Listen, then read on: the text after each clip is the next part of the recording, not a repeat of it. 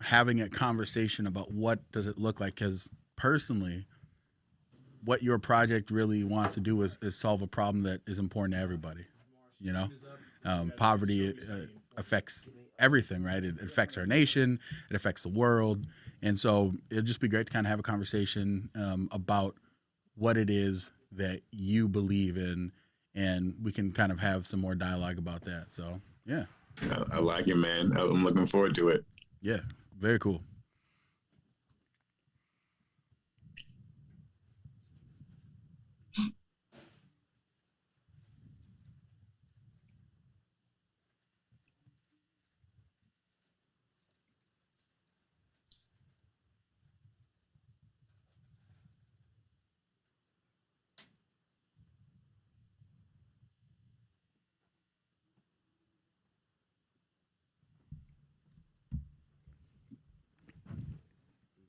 So I'm not sure if you see it up, Darryl, but if you go to our Facebook page or to the YouTube page, you can actually see the link. So if you feel like sharing that out to your groups, to your people, that'd be cool. Just if they want to be able to be part of the conversation, you can go ahead and do that. Absolutely. Yeah, and I sent out you guys' link tree on most of them already, so people should have those. Perfect, perfect.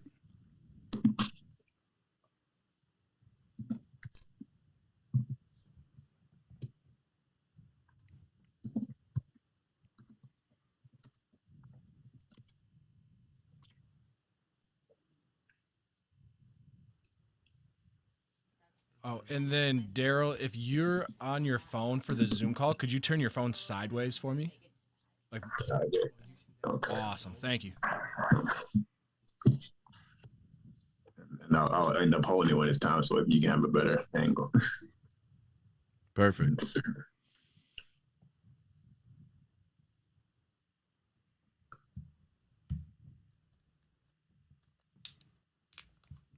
Jamar, are you watching the game this weekend? The Super Bowl? Yeah, I don't know. Nigga, please, of course. I mean, are you like a hardcore NFL guy? AK, you can't tell. I mean, I know you're a Cowboys fan. But they're in the NFL.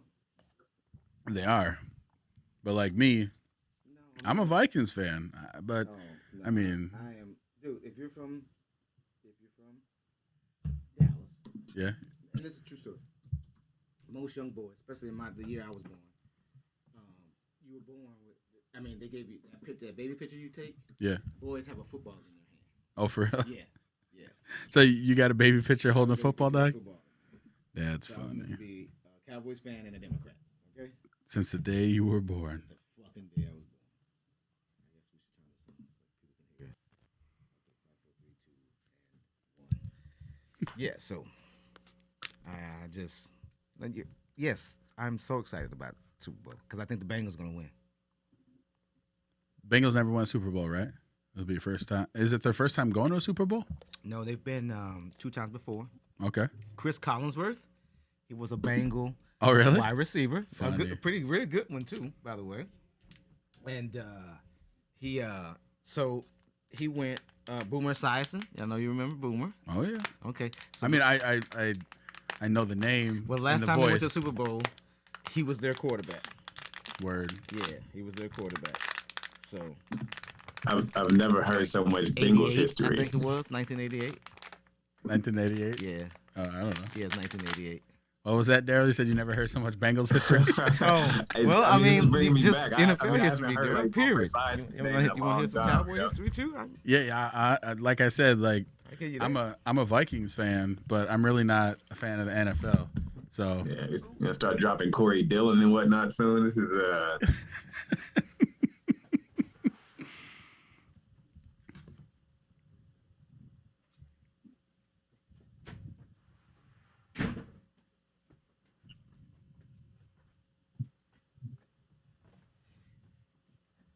No one. You can't. got your booster seat. I got my booster seat. I needed my damn booster seat. Okay. Damn it. Is this your water? That would be yours. That's why I gave it to you. It would be yours.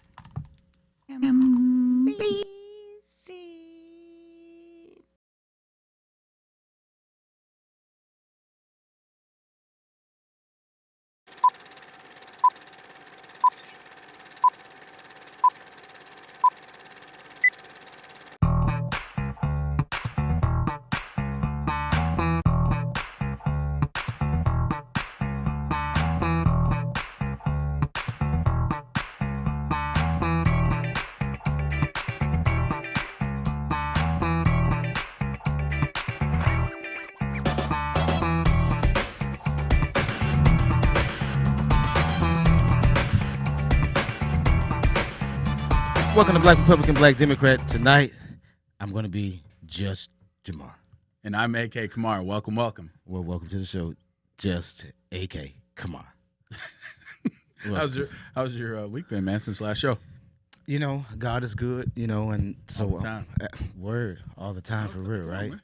And so I'm always blessed, you know, to wake up and, you know, have a healthy, pretty healthy family, and I won't complain about my damn bills and all that, you know. Yeah, but you know, I'm blessed, you know. I'm blessed, and so I woke up last Wednesday. I woke up this Wednesday. Amen. That's all you can ask for, right? That's all you can ask for. I could ask for $1 million, but you know, I've never asked you before. It's just never been a kind of a topic for our conversation. But are you a guy that goes out there in the cold and marches? do what? To who? Do you go out and march in the cold, like protest and all that? Is it cold in March? Did you say? I didn't hear what you said. So, if it's warm, then you'll go out there. You'll be out in the streets. You know, I never actually been Much of a protester. No, I never have been. You know, I do protesting on. You know, I choose my platforms that I protest from. Yeah. I've never been a marcher, especially now since I've had ACL, MCL surgery. I know it's been a year, but I'm still walking with a shorty to pimp lip, and no. I don't want to have a diesel truck come running into the crowd because he forgot to get on the on ramp the right way. You know, some crap like that. I you know, TV, social media, different avenues of voicing your belief. Thank you. Yeah, you know, obviously everything that's going on, the tragic killing of Amir Locke, which we didn't even talk about the last show. It hadn't happened. No, it had. No, it had. Was that? Yeah, I mean, it had just last happened. Wednesday? No, I think that. Yeah, I think so. If it had, you know what? I think it happened last Wednesday morning, though. And I think like that. maybe you're right. We did neglect to talk about it, but we didn't talk about it. Absolutely. But you know, obviously, being in Minneapolis, being ground zero, you know, people have been out. Even early today, I saw that they were holding a few different rallies throughout the day, and that's, you know, something that you and we actually talked about, right? I'm a legal gun owner. You are. Right, and I conceal carry, and I sleep every night. My gun is on my nightstand. Okay, I'm sleeping on the edge of my bed. Here's my pistol. I have the magazine in. I have a round in the chamber, and I do not have my safety on. Right, that's how I sleep. And so after knowing that what ended up killing Amir Locke, right, with the officer, but it was a no-knock warrant, no-knock raid that was being served, and he was not actually named in the warrant. No. And to see what happened, you and I agreed that this is an issue that we both feel strongly needs to end, these no-knock raids and warrants. And this last week, man, it's been crazy because MPD messed this up. The interim chief messed it up. Mayor Fry messed it up. Yeah. You know, all these actors, you know, that have direct power are all saying, oh, initially it was this, and then now it's coming out that it's that. And so, you know, that's what people are out there for. I'm not, just like you, I'm not a get out in the streets protest guy. It's never been my thing, even for like Republican and conservative causes. You know, it's just never been. I've been to a couple of rallies just to like go there in support of whatever, but I ain't marching through the streets. It's just not me. Like I'll show up, listen to some speakers and speeches, and then bounce out. But yeah, man, it's been a wild week, and there's still a lot of information to come out. But yeah, it's been pretty wild here in Minneapolis, man. Tev, can you find a picture of Amir Locke, please? Because if you don't mind, AK, I would like to dedicate tonight's show to Amir Locke and his family, man. You're not a parent yet. I am. I'm a father of a 19-year-old boy. That's probably about the same size as Amir. He's obviously not old enough to possess a gun. But when things like that happen, AK, I'm always it bothers the hell out of me, bro. Just to keep it real, you know. Yeah.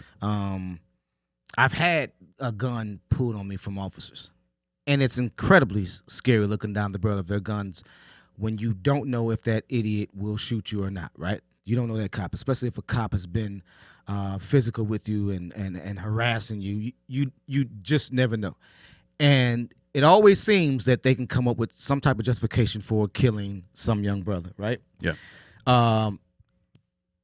The reason, one of the reasons I feel the interim chief, Amelia Huffman, got it wrong is because they tried to make it as if this young man who was asleep, and as way his parents describe, asleep extremely hard, sleeps very hard, at 6:30 in the morning with his head covered. You enter his home without knocking or doing anything, and then upon entering, you start yelling, police, police, police. But by then, you're over his head. He attempts to get up. What pisses me off is the freeze frames that they show from the one police officer's cam that they claim. I think that they don't even show the shooter's body cam, just from another officer, where they try to make it like Amir was trying to raise his gun and point it at them, which is what the narrative they gave, that the gun was pointed at them. Mm-hmm. Well, you can see, thanks to you guys' freeze frame, that his finger was not on the trigger. Right. It was just placed like you're trained. Right. Us and them, mm-hmm. Right? I don't even think the young. I mean, you just said that, bro. I mean, what would you do? What's your first move if you hear some intrusion? You don't know if it's police. If you're sleeping hard. So that's the thing. That's why the pistol is right next to my bed, because if I was suddenly startled awake, that's literally what my motion would be. I wouldn't put my finger in the actual trigger guard until I was ready to kill or destroy whatever is in front of me. But I for sure am grabbing the weapon because that's why it's there. And that's the thing, you know. And he was a legal gun owner. He was. He had a permit to carry. And that's the thing. The Minnesota Gun Owners Caucus, they came out and they denounced this right away. And I was actually glad to see it. And on this issue, yes, there are still going to be plenty of people that say, you know, shouldn't have been there, shouldn't have associated with this person, right? Because they arrested his cousin. And, you know, when you kind of look into the details there, I guess there was 3 different warrants that were served. I don't know how many of them were no knock or whatever. But the point is that, you know, you'll have that aspect to it. But in this case, you know, I'm the guy, right? I'm the guy that will sit here and I will analyze every case. So I'm not the person to pull the race card. That's how I am. Yes, even much to your chagrin. You plucks my nerves with that. Yes. And I will say this information leads to this. And in this case, I did the same exact thing. I looked at the information and I said that this was wrong. And so, you know, I'm glad to see that this is an issue that there are more Republicans and conservatives, especially more libertarian folks, that are coming out saying, like, this is just another example. I mean, you have Thomas Massey, right, senator from or a congressman from Tennessee, right? You have Rand Paul that have called for ending no-knock raids, you know, senator. And there might be a million things as a Democrat that you hate these, you know, these Republicans for or dislike them. But on this one issue, I think this is something. So hopefully something can happen, something can move forward. And again, you know, prayer to Amir Locke's family and to his friends as they've had to deal with this tragedy and everything that's kind of coming up with it. And that hopefully there's going to be real policy change and things that go on forward past this point. Well, not only that, there needs to be some charges brought against these officers. That was total negligence. See, I disagree because to me it's so. At what point? When did they fear? Here we go. Because at what point did they fear for their lives when upon entering this place?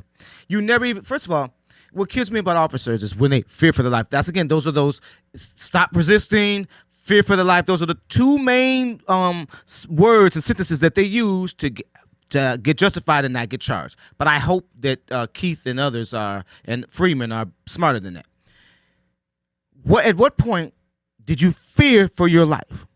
This guy had a cover over his head the whole time. You never seen his face before you filled his body with 3 bullets. You never seen his face. Yeah. So at what point did he fear? I mean, that's just being reasonable. I understand being a cop. Believe me, with the work I've done, I've worked with them. Used to talk to one. She was pretty hot too. When did you fear for their life? Yeah. Upon entering this boy's crib, and you seen that he raised the gun. First of all, he didn't even get a chance to raise the gun. As you say, he slept with the gun. You sleep with your gun. You almost sleep with your gun because it's next to you. Mm-hmm. That's pretty rational. That's pretty reasonable to think. Now, as officers who are coming in at a rate, now, as we could see, and believe, and if anyone's ever seen this gash on the side of my head, that came from a no-knock warrant. Yeah. No-knock warrant. Yeah. Knocked me out. It was 4 o'clock in the 4:35 o'clock in the morning when they illegally raided our home. They had a warrant for the place downstairs and came upstairs. I'm sleeping on the couch because I'm in the doghouse. You know, I don't know. I'm in the doghouse, so I'm sleeping on the couch in the living room, and we had a long hallway, and I heard him coming down the hallway because it sounded like a stampede, right? And when I lifted my head, I could see these dudes in riot gear. I'm like, I lay back down because I knew I was dreaming. I really thought I was dreaming. Yeah. Like, what is this? You know, what's going on? Yeah. So I laid down this time on my left side. So when they came into the living room and peered over the couch, they said, "Oh, he's pretending to be asleep." And I opened my eye and looked up, and I could see the one cop with a face shield on, and then the other cop all of a sudden, boom, hit me with the gun. When I came to, it was daylight, sun bright and shine. It was in summertime, and they were wrapping my head to take me downstairs to the ambulance that was waiting to take me to HCMC. So I have been in a no-knock warrant. I probably, if I would have been in mirror lock, you wouldn't know me. Yeah. Because I probably would have been dead too. I can't even remember how many officers it was. I know it was at least 5. Yeah. Right. So I say that point to say this: they went into Amir's home with riot gear on. So you fear for your life, and they still haven't yet said the evidence that they were looking for, but they did say that they retrieved something out of the building. Bro, it's negligence because the warrant didn't have the apartment number. The warrant didn't have Amir's Lock name on it. The warrant didn't have a description of Amir Lock. So how you illegally entered these people's home, because that's what it is now, because you didn't have a warrant for that. You illegally entered these folks' home. You didn't announce yourself. And you killed a civilian that was on the couch sleeping. And when he was awakened by a startled police officer, you shot him dead. Yeah, so again, my issue is knowing what the facts are, and then there's unknowns. I'm typically going to side that it was a bad policy, and given the circumstances of what the information that is known, a lot of things that you talked about are speculative, right? Because we don't know 100% what exactly did the warrant say, right? Because that hasn't been released. And they did release the front copy of the warrant, and I saw that, and on the front copy, that's the part that has the address, has to have the address filled in, right? And it did not. So what I read today, and again, I don't want to get too much off on a tangent, but I just want to say my piece is that I think that, just like I've said before in other trials, other cases, if there's charges that are brought, I am always willing to hear the evidence, right? And I'm always willing to accept the outcome of what a jury ends up saying, whether that's a grand jury for indictment or whether that's a jury during a trial. But I tend to always side with law enforcement for 2 reasons. Number one, I believe it's an honorable profession. Oh, Lord. I do. Because it requires more than the average. Like if you're an average person, you want to go work at some job, most of the time there's not a whole high, there's not a level of skill or mental fitness that has to take place. So that's number one. But again, my issue is the policy. The policy is a bad policy that needs to end, and beyond that. Now, for those of you that have tuned in, appreciate you being such loyal supporters. If you already haven't hit the like button or the share button, please do that. Jamar and I were talking, and we actually have an opening for a sponsor. So if you got a business, I don't care what the business is. If you clean cars, if you sell insurance, if you're a real estate, if you got a shop somewhere, you sell a product, please send me an email, blackrepblackdem@gmail.com, blackrepblackdem@gmail.com, and we'll connect with you, figure out kind of what that sponsor package would look like. But we do have an opening. We have very competitive rates, so please do that. If you haven't hit the link tree to connect with us on all of our other social, please do that. The address is linktree/BRBD, LINKTR /EE/BRBD. You can connect with our TikTok, which I put a video out if you haven't looked at it. That's going viral. It's got Why like you always bragging about your videos? 230,000 views please. on a new video that I just put out. Okay. We're trying to get 10,000 followers. You can also visit our Patreon, so you can become a subscriber, support our show, support what it is that we do. If you like the conversations that we have, the topics that we have from both perspectives, not just one size fits all type of show. And then also you'll be able to connect with us on Instagram, follow us on YouTube, and even we got a Rumble account. So if you're anti-YouTube and you want to do Rumble, you go ahead and jump over there. And then most importantly, you can connect to listen to our podcast. So maybe you only listen to the show via podcast. We appreciate that support. So please do that. And tonight, our guest, I was actually talking about, when talking about TikTok, my younger brother, he sent me a TikTok video, and he constantly is always sending me content on TikTok, interesting content, subjects, because he supports what we do and he thinks this person might be interesting or this concept might be interesting. And I watched this video that was called "End Poverty, Make Trillions." And I, watched a bunch of the TikTok videos and I was like, this is really cool. It's this concept, this idea that you can actually put into practice actual policy solutions that kind of go through the literal nuts and bolts of how would you pay to do something like this. And so I reached out to the gentleman that, is the founder of End Poverty, Make Trillions, and he reached back and said, yeah, I'd love to be on the show. So we would like to bring on Darryl Finkton. He is, kind of the genius behind this entire plan to end poverty and make trillions. So thank you and welcome to the show, Darryl. How you guys doing tonight? Good. What's up, bro? How you? Doing all right, man. I'm good, man. I'm blessed. I'm glad to be chatting with you guys. I really like this model. I really appreciate having people have real conversations from different points of views and still walking away friends. We need more of that. Absolutely, especially in this society we live in now, right? So, Darryl, I kind of read a little bit about your background, but I think it'd be great for, our audience to kind of hear, what made you, one, kind of go down this path? Because I know that you didn't come, you weren't in the nonprofit world, right? You graduated from a very prestigious school and you were working in finance, correct? And you kind of made this different transition. So kind of tell us a little bit about what made you really have a passion for ending poverty.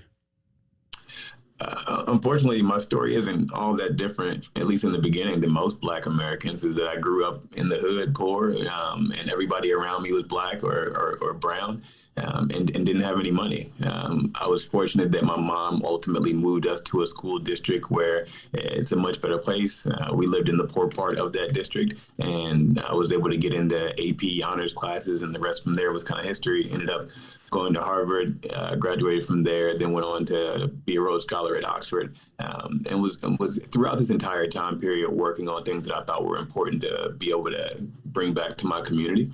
But as I kept getting more and more work experience, it just became clear that it's about the money, and I was originally in healthcare, but I kept getting closer and closer to finance to just try to understand, like, how does this system really work? And I started doing venture capital. I shifted over and started working then and launched a hedge fund. And so with those two experiences, I really got a chance to wrap my head around and understand just like how these systems fundamentally work.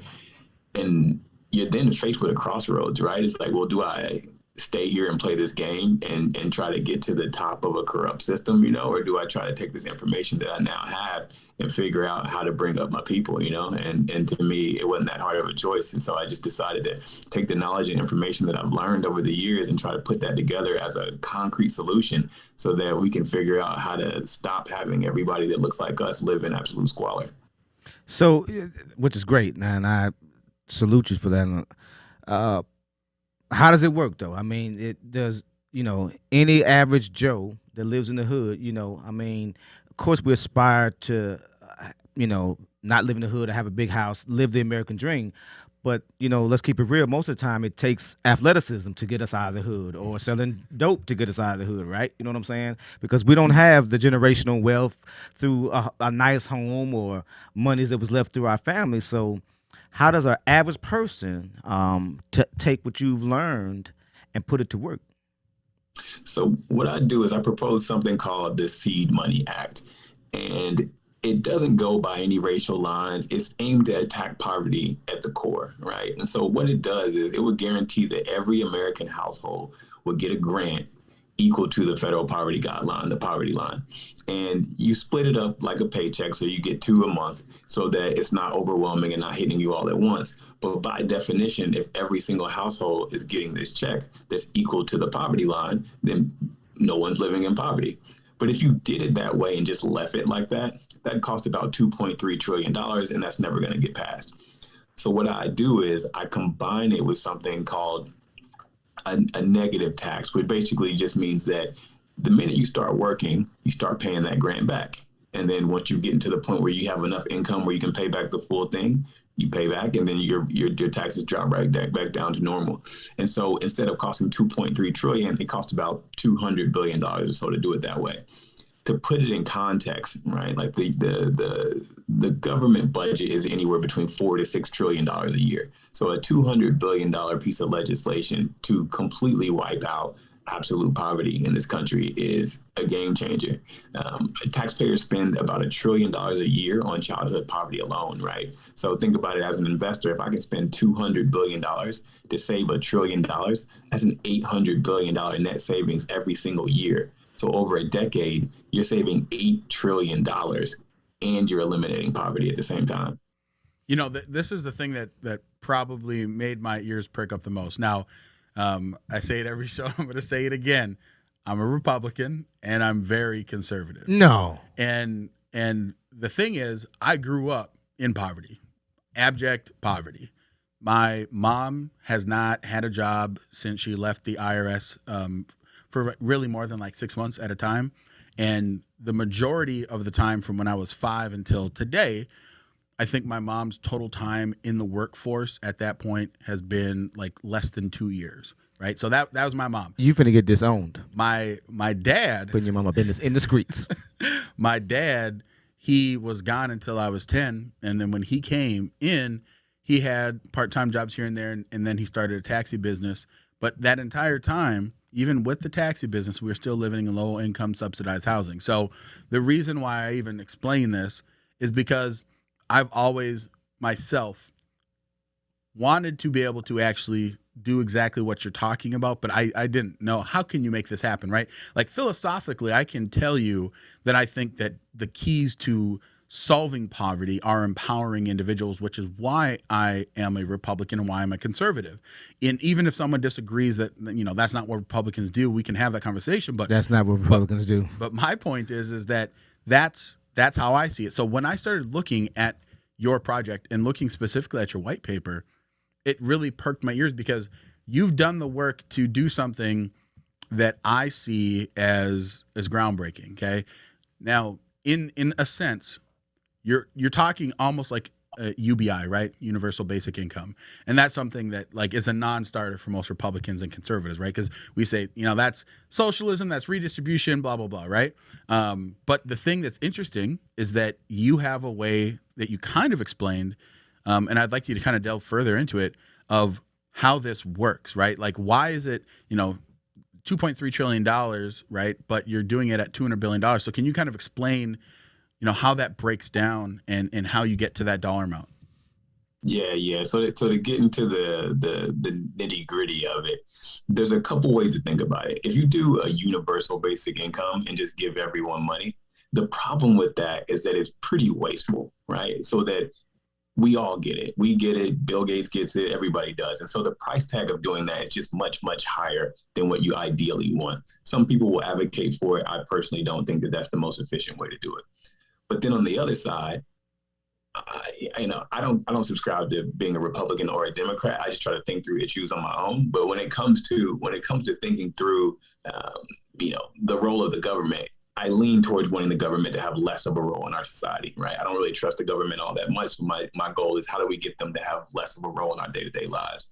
And so I don't want the government picking out who's poor and who's not, because ultimately, especially, you know, being people of color, we know that we will one way or another kind of get boxed out and put in situations where we're standing in line, we're being disrespected, we're told that we can't get certain things that we're supposed to qualify for.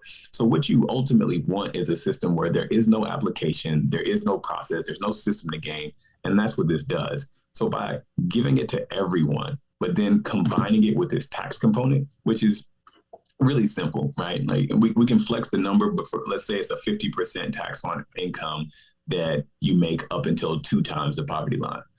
All that means, just to not get too deep into the math, is that you start making $5,000, you pay $2,500 to pay it back. By the time you get to $26,000, which is double the federal poverty guidelines, you pay $13,000 back, which is about what the grant would be for a household. And so that way, instead of being 2.3, it's 200 billion, because the government already tells us what that gap is. The government tells us how much the gap is in terms of people's earned income and how much the poverty line is. And that's about $155.3 billion or so, rounded up to 200 billion to give us room for error to be able to distribute and make the program not 100% efficient. But that's as simple as it is. It's really not. The numbers are pretty easy to back up. You can go look at U.S. Census data, and they tell you every year what it is. Jamar and I, we talk all the time offline, right? And one of the things that we've always agreed on is that people that are in poverty, what people don't understand that have never lived in poverty, is that they're grinding every day, right? They are grinding to live. And in my issue, and what me and Jamar always agree with, is that when you're grinding, don't count people like that down and out. And so when I was kind of watching through some of your TikTok videos, you're going out there, and is it that you're doing a documentary? Is that kind of what you did? Or is it that you have like short kind of like video shorts that you've made where you've kind of went out and talked to people that are living in poverty and asked them questions about their life? I definitely spend a lot of time and energy just out in the street talking to people. So I did about a 3-month tour going to some of the poorest parts of the country, drove all across America and wanted to have a conversation with people to both walk them through the proposed legislation, but then also just get some stories and understand what people were experiencing and going through. And when most people hear poverty, they think lazy and unemployed. That's kind of like the narrative that we have in this country. But the vast majority of people who are living below the poverty line not only have a job, but usually have 2 or 3 jobs. Mm-hmm. And so I wanted to tell those stories. And I just think a lot of people who didn't grow up in poverty or didn't grow up around it just truly don't get it. It's not like everyone's just like hanging out chilling, right? We're trying hard to get out of that situation, but there's so many things that are structurally designed to keep us in that position that we've got to figure out ways to invest in our communities to be able to give people a chance to have a better life. No doubt about that, and that's absolutely right. I think, let me be partisan here. I think that honestly, that type of thinking of folks that are below the poverty line or in poverty came from your party, Reagan, with the welfare queens and people like that, and even people like Joe Manchin now that simply think that the reason why he's not for the child or the income credit is because he says that folks will spend it on crack and liquor, right? And we know who that's directed and pointed at, no doubt about that.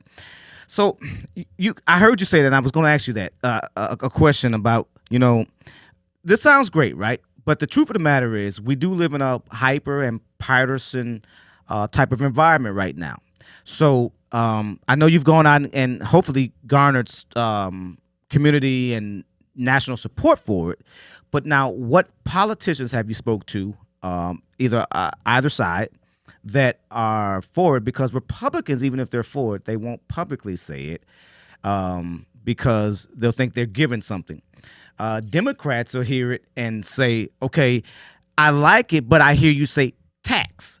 So now you want me to work and you're going to tax this money that you're giving me and then I have to pay it back. And so being a typical Democrat, I say, okay, well, in that money, is there a guarantee that I'll make a certain amount, or is there a certain amount off bat that's given to say, okay, here's $50,000 to start with and, you pay it back, blah, blah, blah, how it goes. So can you kind of mundanely explain that to me? And I've had really good conversations with folks in Congress on both the left and the right on this. And to be honest, they're getting it. And a lot of it is because they understand the dollars behind it. Our current welfare system is completely unsustainable, right? So when you think about the fact that when you take Medicaid, Medicare, you take all the, welfare, food stamps, all these different programs, we're spending well over $1.5 trillion a year on these programs, and poverty still exists. and it's still a terrible situation. And so by getting rid of this mindset that the government needs to have a ton of different programs and bureaucracy to solve poverty, and realizing that poverty is a money issue, and by making sure that every single American household at least has enough cash equal to the federal poverty guidelines, gets rid of that problem. And if you think about people's health, if you think about what really costs us a lot of money, it's someone breaking into your car window to steal 75 cents because they're that poor. It's someone sleeping outside and getting infections from being homeless and going to the ER when it's late. These are where all your costs are coming from. Having to lock someone up for loitering and sleeping outside, this is where your money's going. The average cost right now for a person who's living on the street to a city is about $100,000 a year. That is extremely wasteful. And so what politicians are seeing is that what we're doing just does not make any sense. So can we find a better way? But okay, but let me say again though. I mean, specifically, because like I used to work for an organization that we publicly supported UBI, right? And there was a set amount. Every family, I think in Alaska, I think families get about $10,000 a month or a year or something like that. And you think about some of the reservations here; those tribal families receive monies. So again, is there a set amount that one starts at? Jamar, does Jamar start out with 50,000, or am I given a job? Because I hear you, bro, but I want you to dumb it down for some of us, right? For real. That is there a job that I'm given first? Is there money I'm given, and then how do I pay that off? Am I making a certain amount a year, a certain amount an hour? Yeah, so let's walk through an example, okay. Right? So first, I got to explain what the federal poverty guidelines are. Bet. The federal poverty guidelines are what the government determines is necessary to be able to buy food, clothing, shelter, and transportation in the U.S. It's a single number for the entire country. Okay. And right now, if you're a single person household, that number is about $13,000 a year. Okay. The average household in America is about 2.5 people. That's about $20,000 a year, right? So the more people in your household, the bigger the number is. But to keep the math and everything simple, let's just assume that you're a single person right now, right? If you're a single person and you make $0, you would get $13,000 a year. And because you don't have a job and you're not paying any taxes, then you just have $13,000 a year. So what that means is that no person will have less than $13,000 a year. Like everybody's going to have something. And for someone living on the streets with absolutely nothing, someone with a mental health disorder where they just can't work, someone with other kind of illness where they can't work, that's life-changing. Absolutely. Right? You can eat now on a regular basis. Absolutely. You can have a place to sleep. And when that person starts working, right, and starts getting themselves on their feet, let's say, like a lot of poor Americans, they're making $5,000 a year because they're just trying to cobble together a few hours in part-time jobs. Under this scenario, that $5,000 is taxed at that 50% rate. So what that means is they get the $13,000 from before, and then they get $2,500 from their paycheck. So combined, they make $15,500. Compare that to what they would have now, which they have that $5,000 that pretty much doesn't get taxed, but you're taking home $15,500 instead of $5,000, and it's extremely stable. You're not risking going to absolute zero and going back on the streets again. So it's a big difference. And if you move further, right, and you go towards somebody who's making $26,000 a year, well, now that 50% tax equals $13,000, right? That 13 is now equal to that 13 that I was giving you in the first place. So just through that tax now, you've paid back the $13,000 because you started working and made enough money. So after that, your taxes drop right back down to normal. And so what that means is that we all get a cushion. And, when you are a middle-class family right now, if you lose your job or something happens where there's an emergency, you're not going to get food stamps. You're not going to get welfare. And so you don't get to participate in the safety net. In this case, you do. Every single person gets this. And the minute you lose your job, the minute something happens, you don't have to apply for anything. You don't have to stand in line and be embarrassed. You automatically have this money that hits right away. And that to me is what a true safety net should be. It shouldn't be for any specific groups. It should be for all of us. The thing that, again, looking through, and for anybody that's listening or watching, please go to endpovertymaketrillions.com. There is a white paper. There's a bunch of information that breaks this down. It's one thing to talk about it, but I think as people look more into what you are trying to, propose, the seed money, it's brilliant, man. And the reason why I say that is because when you look at the data, right, people have often said, like, okay, so, I agree 100%. This is a knock on my own party, is that people that are in Republican conservative circles don't typically come from poverty, and that's statistically true. And so the thing that I try and do whenever I talk to someone is help, I guess, enlighten them on the plight of someone that lives in poverty, that it isn't the lazy welfare queen. Do those people exist that will abuse the system? Yes. But here's the thing that I always say, and I say this to anybody: I never fault the individual. I always fault the system. And the reason why that's important is because I ask a simple question. If given the situation and you knew that there was a path of least resistance or more resistance, knowing that the outcome would be the same, which path would you take? And everybody is going to say, of course, the easier one. If I knew that I could run 5 miles every day and I had like a crystal ball, or I could run 0 miles a day, and 5 years from now, I would weigh the same amount and my life expectancy would be the same, which one would I do? 99% of people are going to say I'm going to run 0 miles. If I know that the outcome is going to be this, then why would I take the path of more resistance if I know that the outcome isn't going to change? And so to me, when I look through what it is that you've put together, it's brilliant because, when you talk about the seed money, you talk about the impact that it actually would have, right? It's not that you're just giving this base because people are going to sit there, because the statistics show that that's not what happens, right? The statistics show that when you give people a certain level of stability, they become more productive more times than not. And so I just wanted to know if you can kind of talk about how you've kind of pulled together this information to really say, well, here's why the seed really will work. Because the naysayers, I think, on top will say, yeah, so you're just going to give people money and then they pay it back. What if they never pay it back? But I think based off of the information I've read that you've put together, the data doesn't support that. The data supports that they actually will pay it back and they will be able to finally lift themselves up to a point that is sustainable. Well, and it's a good thing about doing it at the federal level, right? Is that there's no debate about whether or not they pay it back. The minute you start working, you're going to pay taxes on your income, right? So we have a really good tax collection system. And then the question of will they start working? The thing I always kind of throw at people is like, okay, 90% of Americans already make more than the poverty line, and we all work pretty damn hard, right? And so like this idea that somebody's going to make $13,000 a year and just say, I'm done, I'm just going to live at the poverty line and be happy. Like, that's not how people function. Like, no one's excited about making $1,100 a month. Like, you can't have a great life in this country with that small amount of money. And so all we're talking about here is just making sure that no one has zero. And if you tell me that you think a person who has $0 is going to be more productive to society than a person that has $1,100 a month in their pocket, a place to sleep, some food, ability to take a shower and put on some clean clothes every day, I don't know what to tell you. It's just like we have gotten so extreme in our rhetoric, and unfortunately, I don't think that you can ignore the fact that our disgust and hatred towards poor people in this country is fundamentally based on racism, right? It's based on this idea that we believe that people who are poor are Black, whereas in reality, more than half of the people who are poor in this country are poor white Americans. Yeah, right. But we tell this narrative that it's a Black people thing or that it's a Democratic thing. And it's not. It's actually slightly more Republicans live in poor districts than people in the Republican Party. I'm sorry, in the Democratic Party.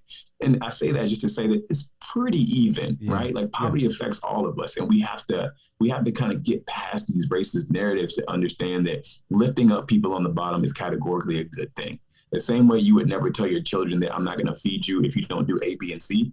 That kind of applies to everybody. It just doesn't make sense to have people starving and living outside. No doubt about it. And as you both are saying, if someone starts making a livable wage, you see production in them go up. You'll see crime go down because I'm less likely to rob your home because I'm out making money. I'm paying my own rent, right?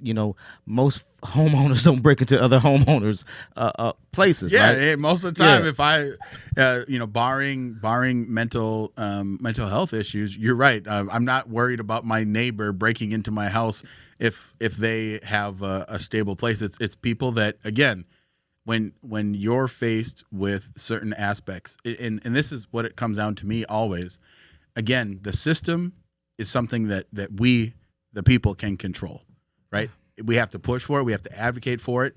But we the people control the system. So that's the biggest pushback that I have whenever I talk to people that are like, oh, like this person, sucks or whatever, right? Like they're just lazy. And I'll agree. There are some people that are lazy, 100%.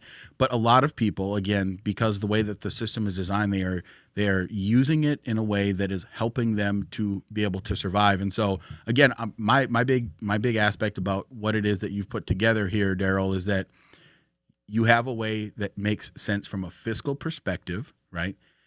This isn't just about another elaborate redistribution scheme, and that's actually what I appreciate about the information that you've put together. And like I said, I would encourage anybody that is listening to this podcast, especially if you're on the right, take a look at this information. I think this is something that again, it sounds like you're very open to having these conversations and these discussions, but I would say, that one of the things that people have to do is look at the information, and then you got to advocate for it, right? You got to talk to your U.S. congressmen, your senators, and really advocate for it. That was my question.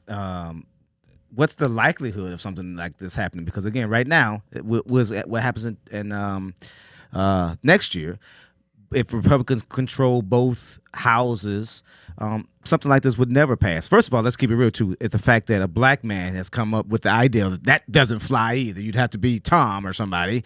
That's just, honestly, they feel that black folks want to be honest. Like I didn't know what to expect coming into this. Right, I didn't know what would happen talking to different kind of politicians on both sides of the aisle. But the Republicans are getting this fast. Like they're getting it quick, they're understanding it, and they're liking it, and they're saying this fits Republican ideals. Right, that's what's happening to me. I know that I'm black, but I'm telling you from a fiscal standpoint, we live in a society where we understand that there is poverty, and we do still have a system that we have in place. Not every Republican I hear that. Get rid of all. Darryl, I hear that. And again, lip service is one thing. And they'll say anything. A mouth will say any damn thing, right? Anything comes out of a mouth. But what's the likelihood when they said to you, well, I get this, and this is how a Republican, but did they say to you, listen, with legislation, I'll champion it, I'll sponsor it? Who said that to you to let you know that made you feel that this is something that could be put into action? Because it is a great idea. But talk is talk, and it's cheap. I know if Democrats probably would get behind it, but what Republicans, what was said to you that would make you think that they're going to really get behind it? Because they had to champion it. Yeah. So with all these things, it's one thing to get something proposed, right? Like you can get it sponsored and get it proposed, and it's similar to like a Green New Deal where it's no one expects it to get passed, and it's just more of a hey, we did this. I'm not engaging for things like that, right? I walked away from a lucrative career so I could focus on something that I think would be completely game-changing for our communities. And so that's why I have the approach that I have in terms of having conversations with people on both sides of the aisle, really to get them up to speed, give them a chance to poke and prod and ask questions. And the thing that's fascinating about this is that usually when you're trying to get legislation passed that will fail, it's because there's someone on the other side fighting against it. Right. There's someone with a lot of money who's like, I don't like this. I don't want this. And I'm going to spend a lot of money to make sure it doesn't happen. Climate change, you've got, the fossil fuel industry. There isn't another side to this. There isn't someone with a lot of money who's saying, I need people to stay poor. It's just a holdover for how. You sure? Yeah. I'm just playing. Yeah. I'm glad that you say that, Joe, because, that is a thing that I've tried to stress this. I think that the reason why fundamentally Republicans and Democrats disagree, ideological, but we do revert to a form of tribalism, right? I'm a Republican, you're a Democrat, you must be evil, right? But this is the thing about what it is that you're talking about, is that you're coming from hey, we're agreeing. We don't like that people are poor, because as much as Democrats might want to say that Republicans do, they don't, and you just explained why. There's a lot of poor Republicans, and that's just a reality, right? But the question has always been, well, how can we sustainably solve this that makes sure that fiscally it makes sense and things like that? But I agree with you that I don't want there to be poor people. I haven't met any Republican yet to this day that has told me, yeah, I love it when people are poor. They've just said. So I definitely have, right? And, and that brings me to like the answer to your question you initially posed, like what's going to stop this? It actually isn't Congress, right? Like when you talk to people in Congress, their view is more like, this makes sense to me, but you've got to make it popular, right? Like they're not in the business of pushing ideas that they think the public won't necessarily support. And so when you go out and start having conversations with everyday people, that's when you run into the real problem, because we have this narrative in this country that people who are poor deserve to be poor. Yeah. And that's where it's kind of dealing with that underlying like racial component here, is that when I talk to everyday citizens is the only time that I start to get this pushback and this frustration. And a lot of that is this like crab in a bucket mentality of I'm doing well only if someone's doing worse than me. And so we don't sounds like Republicans I know. We don't want to see it as like, let's lift everybody up. Yeah. Because some people think of that as, well, if everybody on the bottom gets lifted up, that means they're closer to me. So I'm not crushing it, relatively speaking. And that's where we have to get people out of that mindset and think like a business owner, right? Like if everybody on the bottom has a little bit of extra money, what are they going to do with that money? They're going to spend it. They're going to spend it. And if you own a shop, if you own a store, you're going to make more money. This is good. These dollars are going to circulate, because right now we take that money and we give it to major corporations in terms of tax benefits and breaks. If we take that money instead and start giving it to people and give it to the poorest people, especially, they're going to spend it immediately because their needs are immediate. And that's what I have to walk people through, and why kind of having these conversations is so important, because really it's not going to be Congress that stops this from happening. It's going to be us that stops this from happening if we don't organize around it and educate one another. No, absolutely. I think you're right. But I do think that Congress will play a part in stopping it too. Just some evil, greedy bastard will again think that this is an idea that gives people something instead of it's a work incentive and incentives to not even incentives, that idea that lifts folks out of poverty. That's always a tagline for certain politicians. So I'm just gonna throw this one thing out there, and I'm not gonna take away from anything that your experiences that you've had, Darryl. But I've been involved in Republican politics since 2006. I've been from the grassroots level, from what they call the basic political organizing unit, to the national level, the Republican National Committee. And what I can tell you is that the perspective, the framing, it's not that do you think there should be poor people? It's that the perspective is people are responsible for what their outcomes are. And so if I were to say to someone, do you want there to be poor people? They'll say no, but there's people that are poor, and the reason that they're poor is because they're not doing enough. And so this is 100% a perspective change. I agree with you.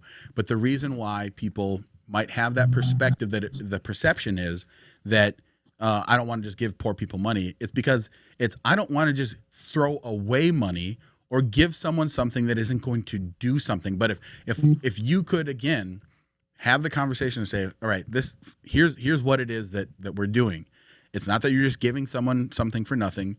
It's that you're understanding the reality that exists, and that this will be able to have these outcomes.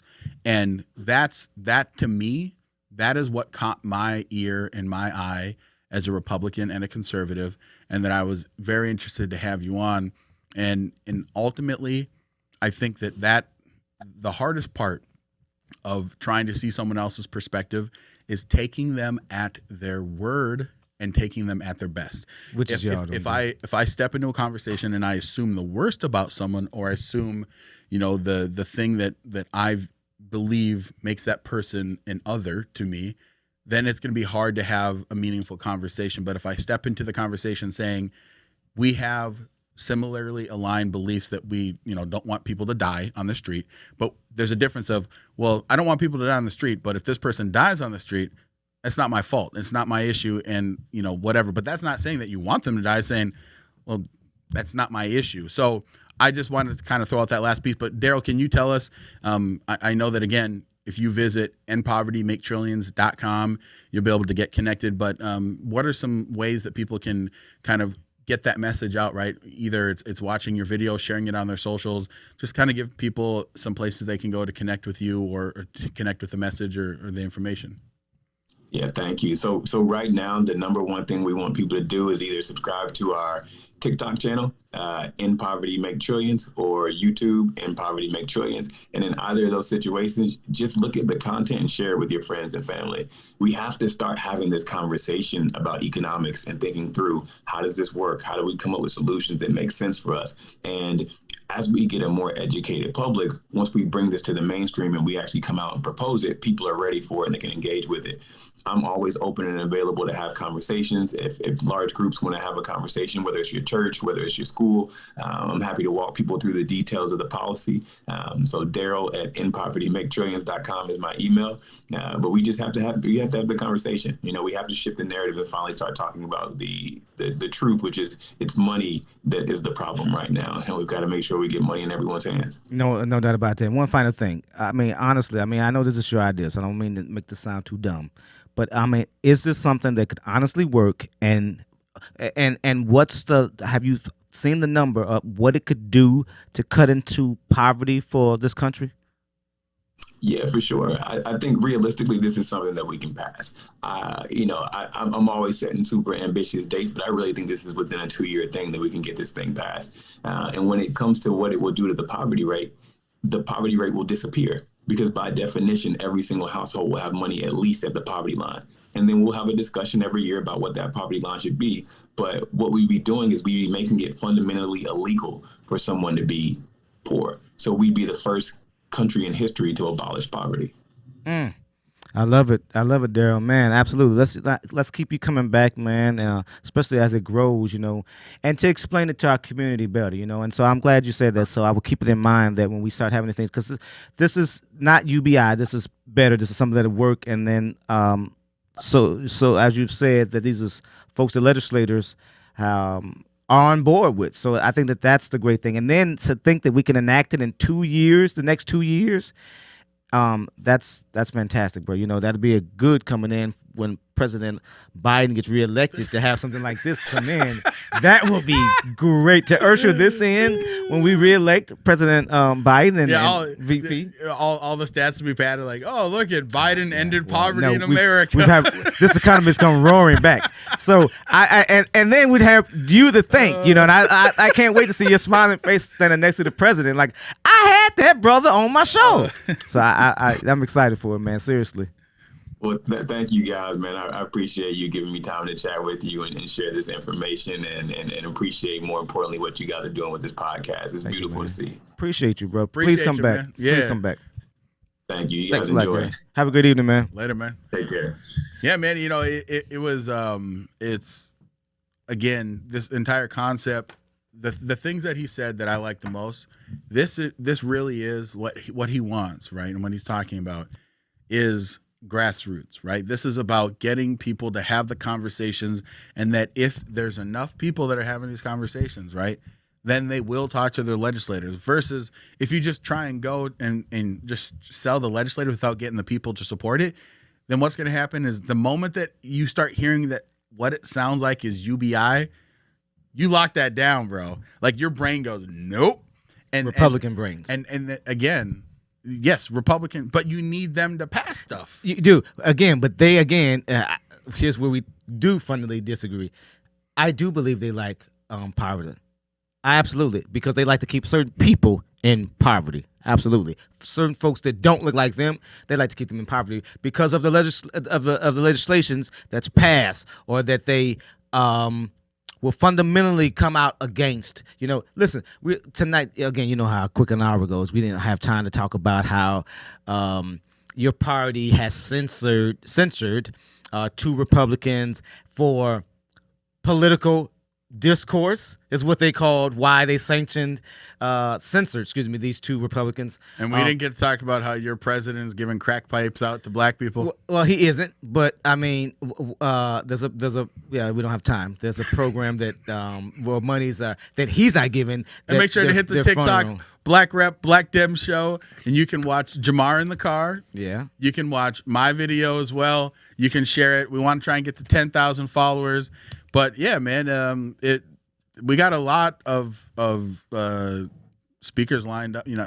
Guests lined up in the coming weeks. We're gonna have next week's guest. Next week we're gonna have some representatives from law enforcement associations. So you gotta watch that. Make sure you tell you and every black person you know that next week's show, if you don't ever watch the show this year, next week is, you want to watch it every Wednesday at 8:05. But next week, so seriously, is a show that you want to watch because we dedicated tonight's show to Amir Locke and his family. Next week, we're going to absolutely dive deeper into that conversation with, what's his name again?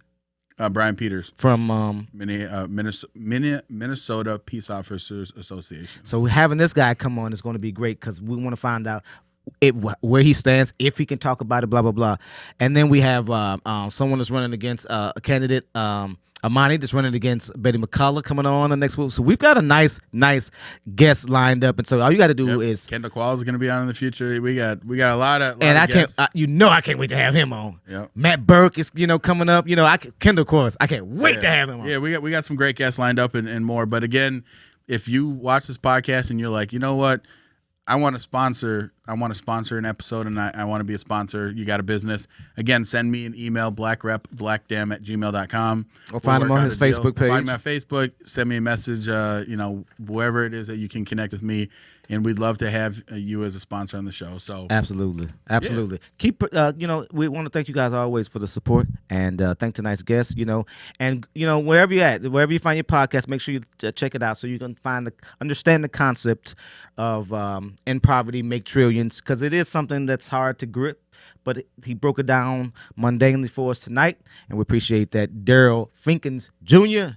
I'm Jamar Nelson. I'm AK Kamara. Who are you? AK Kamara. Oh, I'm Jamar. I'll see you next week. Peace.